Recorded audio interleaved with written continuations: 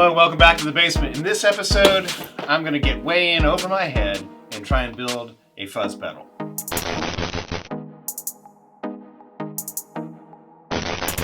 Alright, so in this episode, like I said, we're going to try and build a fuzz pedal. This isn't just any fuzz pedal. This is an EHX op-amp clone fuzz pedal. This is from a company called Lantone. You can find them on Amazon and eBay and places like that. Yes, it's from China, but pretty much everything is. So let's take a look at what we've got in the box. We've got our enclosure. I want to take this out for the very first time. I haven't actually unwrapped it.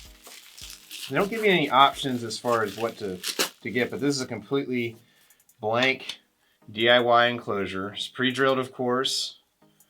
It's not bad. Looks like cast aluminum. It's been wire brush finished. Just kind of actually a cool finish.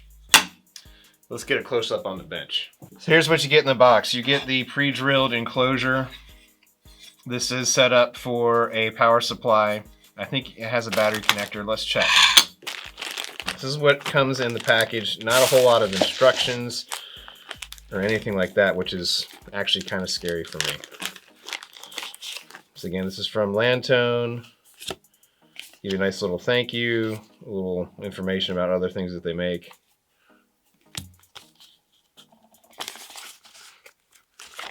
Hopefully these are super detailed instructions. I have a feeling they're not. Okay, so it does have a battery snap and it does have a 9-volt typical barrel connector, a 2-pin, or center pin.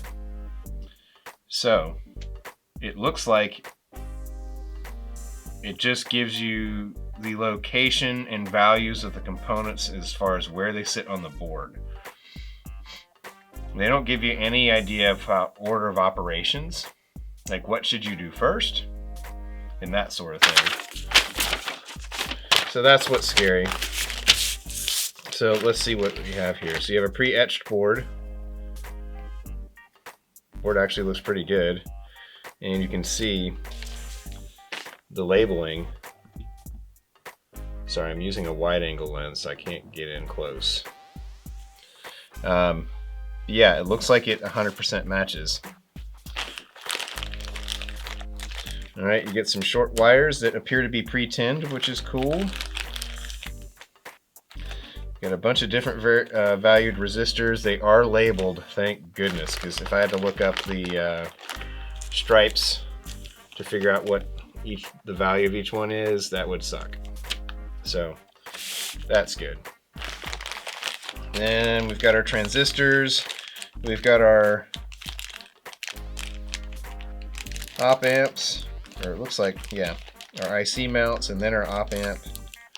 And this is a 4558D JRC K241A as far as the op amp, and there's only 2. You got capacitors, you got some, obviously your pots, 9-volt snap, screws and feet for the box. Then here's all your jacks. So you got your in and out jack, you've got your inside mount, DC connection, foot switch, single pull, single throw it looks like, and you've got some cream colored knobs. So now I'm going to try and put this thing together. I am going to not narrate any of this because I don't know what the hell I'm doing. I don't have any kind of idea as far as order of operations, when I should do what, and that sort of thing. So, yeah.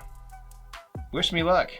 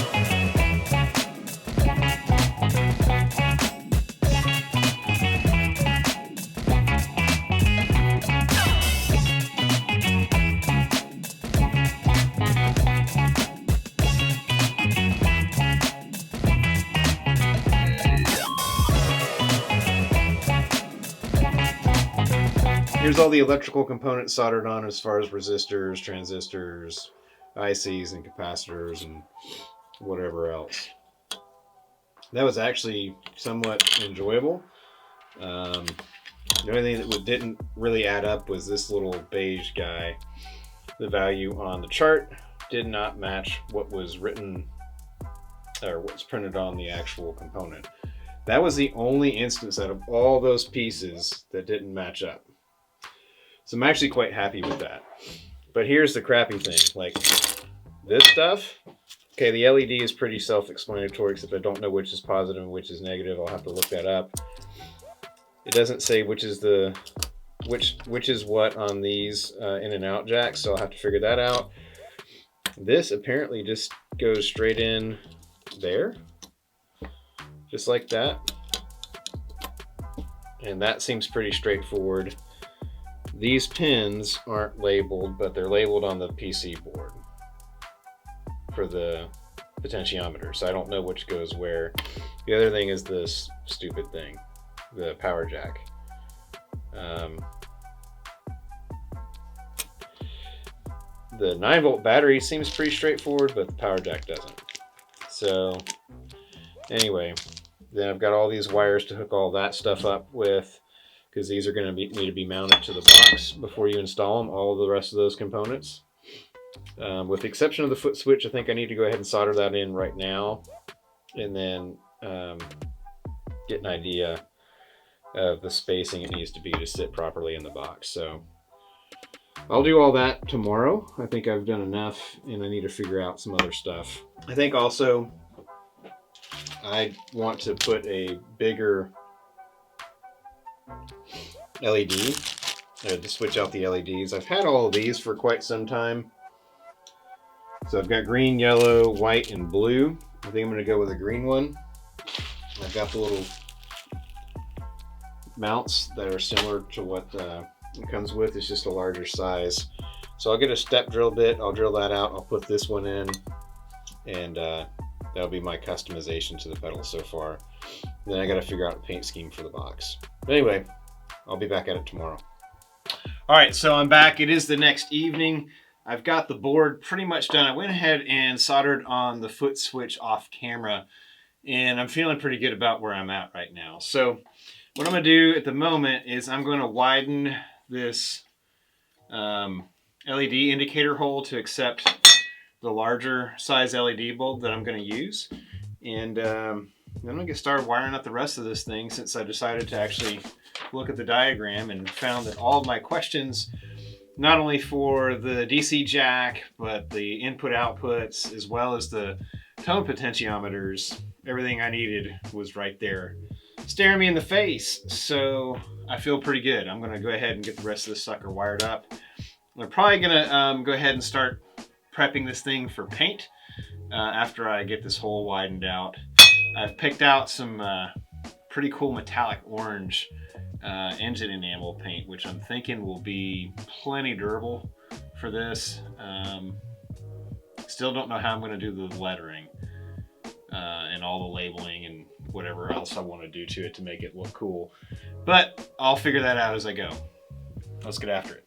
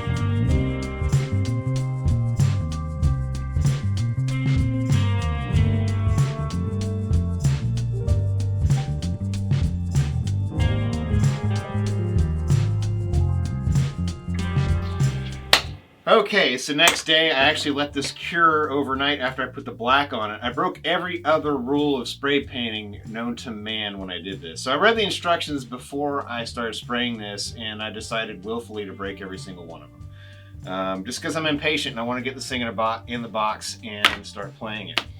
So the instructions said to let it cure overnight before handling. I totally broke that. It said you could spray like 30 minutes to an hour between coats, and then it would be dry to the touch in about an hour. So I put about 4 or 5 coats of this paint on it, and I let it sit for maybe 4 or 5 hours before I started messing with it and put the masking tape with the black on it. Further on down the line on the instructions, it said the paint doesn't fully cure for about 7 days, and that's in the right temperature. I sprayed this in 42, 43 degree weather, and then brought it in, took it out for another coat, brought it in, and repeated that 4 or 5 times. And it's probably about 65 degrees in the shop. So it's not terribly warm, not terribly cool, but basically I knew I was gonna get a crappy finish. So I knew paint was gonna peel when I put masking tape on it, and that's why I didn't burnish it down. Otherwise I would have gotten much crisper stencil lines for the little graphic that I put on the front. I don't care. This is a $22 kit pedal from Amazon, which sounds surprisingly good. I did put this, run this through my head and speaker cab as is, just direct, with nothing in front of or behind it, and it sounds, to my ear, sounds killer. So without further ado, I'm gonna stick this in the enclosure, and we'll give it a rip, and we'll compare it to a higher end fuzz pedal with lots of bells and whistles that this thing can't even touch, and see which sounds better, or see what I can get a better sound out of. How about that? Let's go.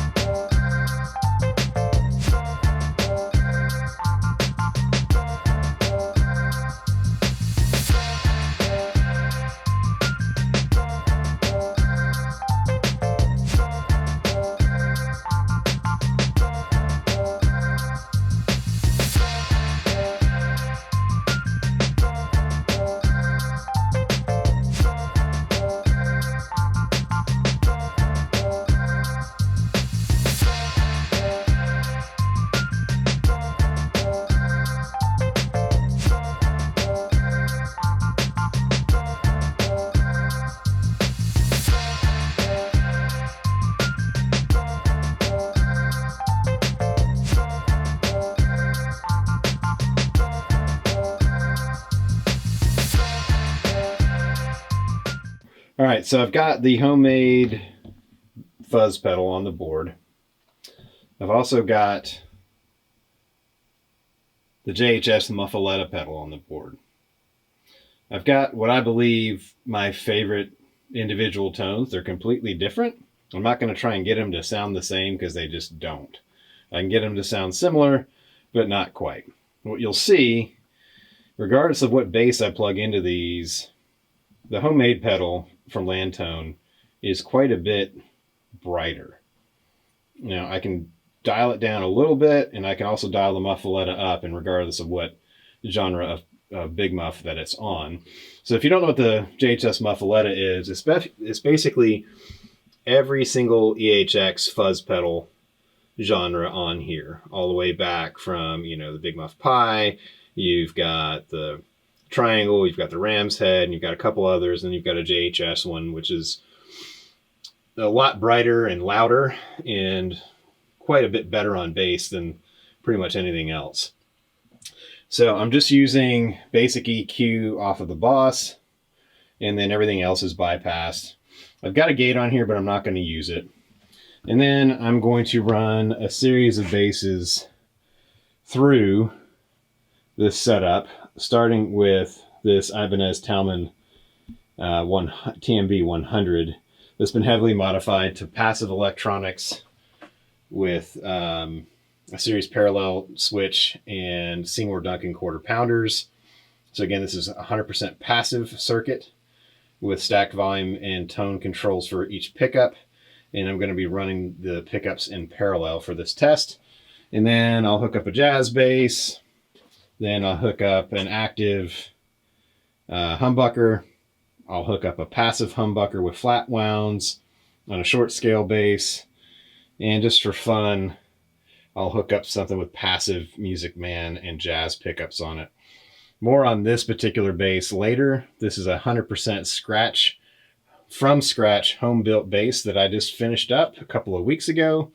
I'll have a complete build series on that up in a couple of months after I get caught up on all my editing, to include this pedal board, the case that goes with it, and a couple other projects that I've done in my year off of doing YouTube videos.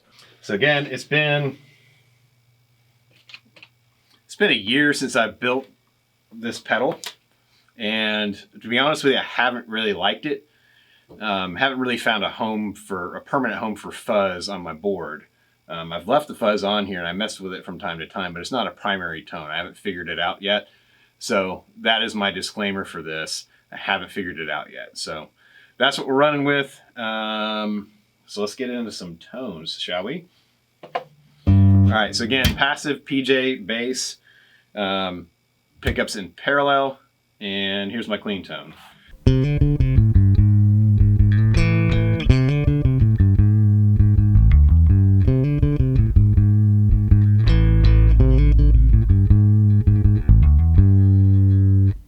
All right, homemade fuzz.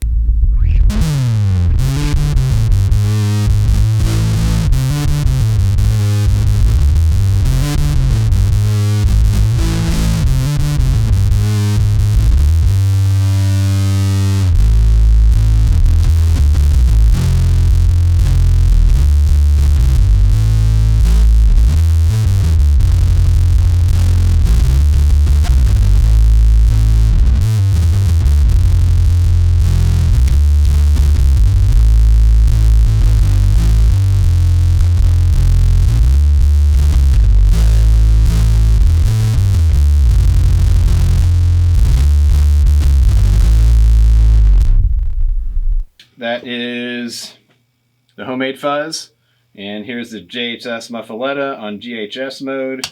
Pretty much most dials at noon, with the exception of volumes a little bit up.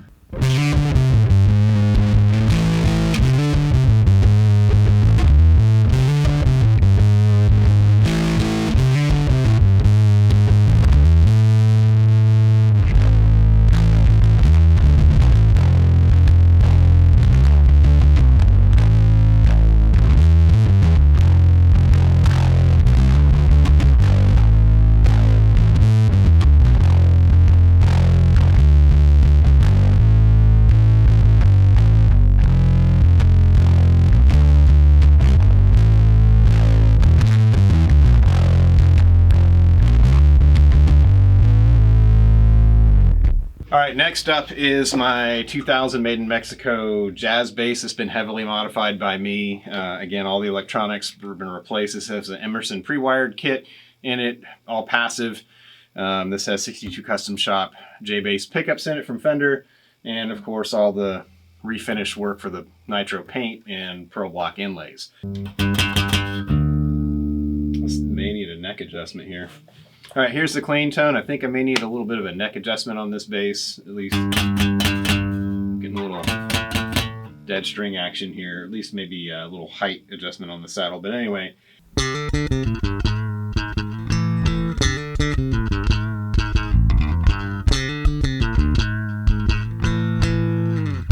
That's the clean tone. Here's the homemade fuzz.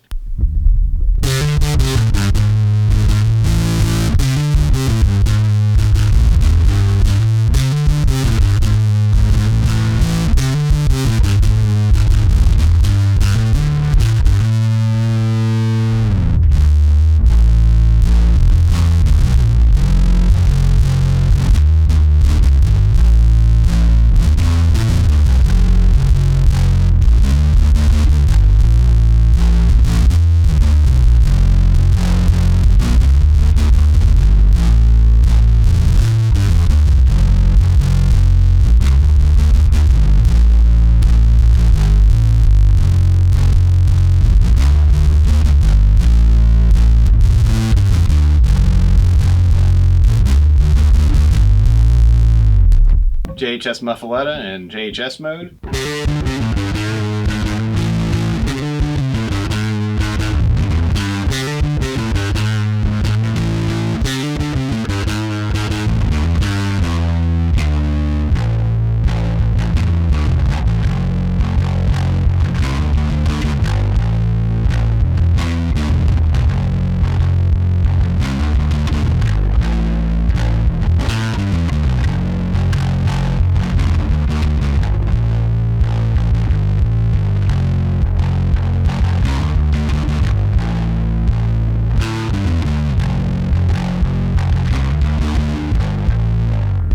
All right, so this next bass is an active 5-string. This is an Ibanez SR 805FF. This is a first generation multi-scale Ibanez bass. One of the first ones made that year that this model came out. I think it was the first one ever shipped to Georgia. And here's the clean tone.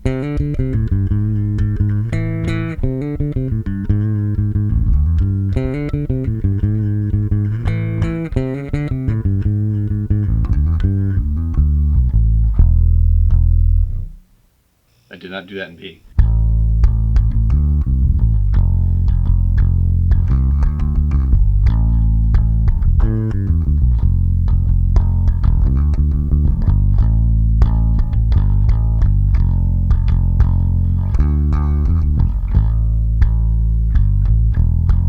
All right, homemade fuzz.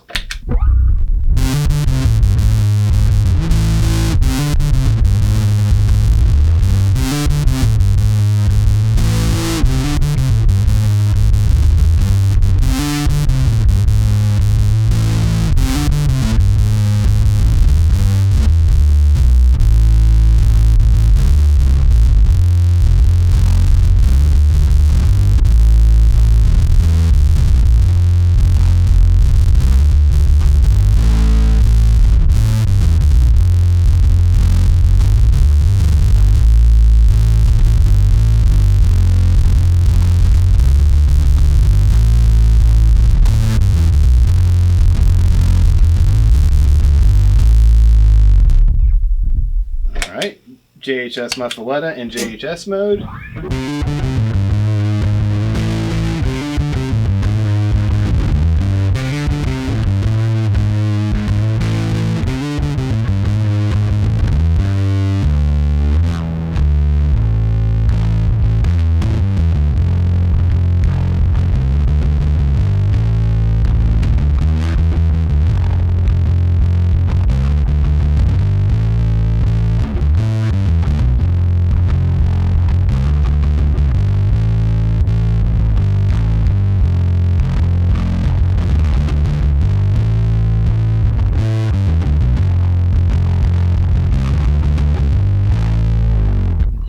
So this is a Ibanez AGB 200NT 5B02. This is a short scale, semi-hollow, with flat wounds on it. So this is going to be way different than everything else. You've not seen this bass on my channel because I've not had it very long. So this should be interesting.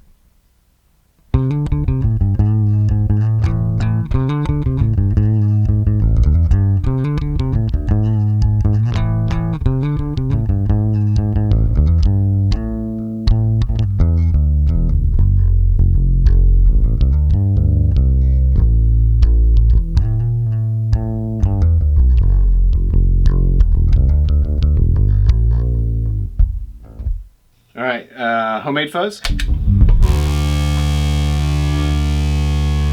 This sounds awesome with fuzz. I don't know why, but this bass sounds awesome with fuzz.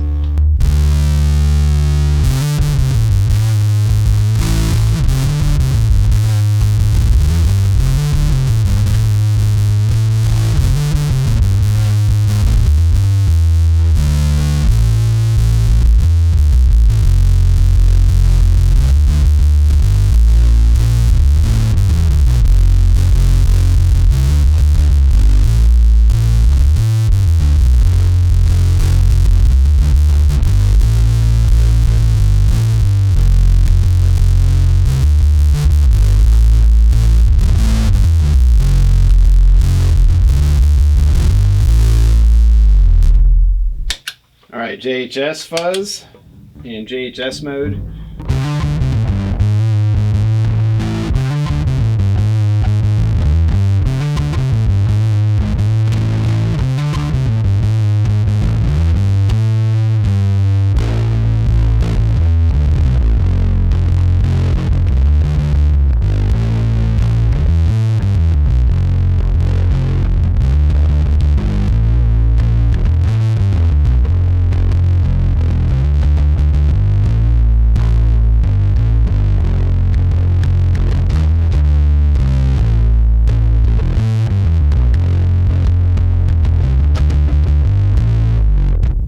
So again, I don't want to go into too much details on this bass because I want to save that for a full-on demo of the bass.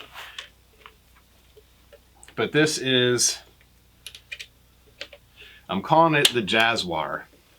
It's a hybrid of a Jazz and a Jaguar and a Music Man. So this is my own design. Built this from scratch completely. This is not a kit. There's not a single piece of wood on this bass that I did not cut and shape myself. I did everything. So yeah, this has passive electronics, volume, tone. I do have a parallel series toggle, but it's not working right now, so I have got it bypassed. I've got Aguilar pickups in here. This is their Music Man in the bridge, and then their split J in the neck position. So again, this is passive, so this does not have the active Music Man EQ. I've got the neck pickup all the way up, bridge rolled down slightly, and tone around 50%. Here's the clean sound.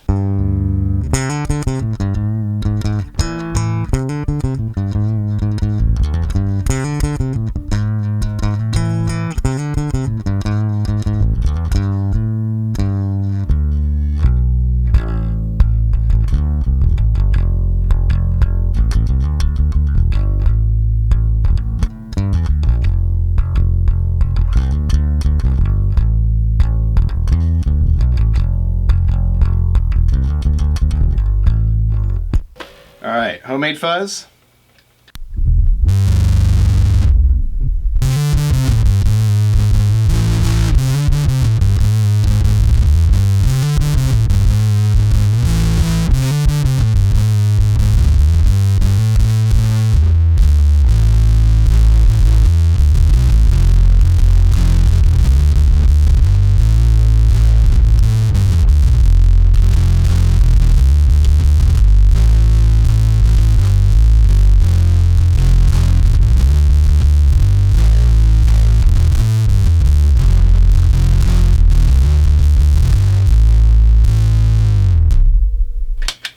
And JHS Fuzz in JHS mode.